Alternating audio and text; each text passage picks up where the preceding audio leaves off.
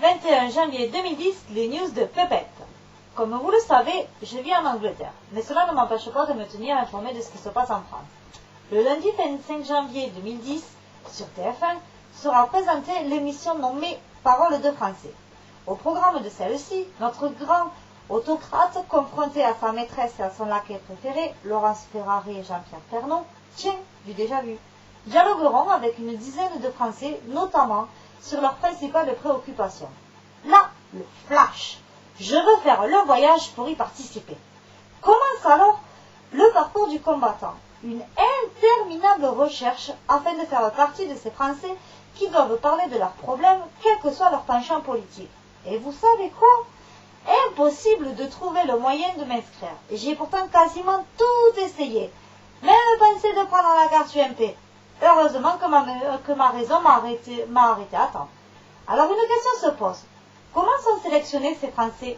Le titre de cette émission porte à confusion, car ce ne sera sûrement pas représentatif de la France. Aucun casting pour les autres partis que l'UMP.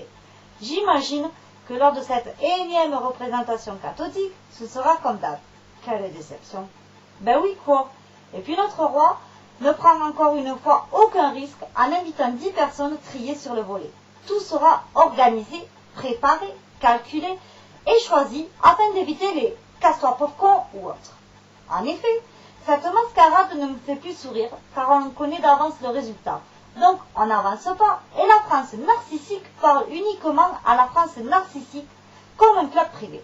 Enfin bref, on aura droit à une philosophie de cuvette. Pour changer, moi je propose que la prochaine fois, le débat se fasse au Stade de France, sans CRS, puis qui se prend pour le roi, qu'il ait les couilles de le montrer, en présence des Français, des vrais journalistes, d'intellectuels comme Emmanuel Todd et d'humoristes comme Stéphane Guillon. Qu'en pensez-vous? Bon, allez, on se décourage pas, hein?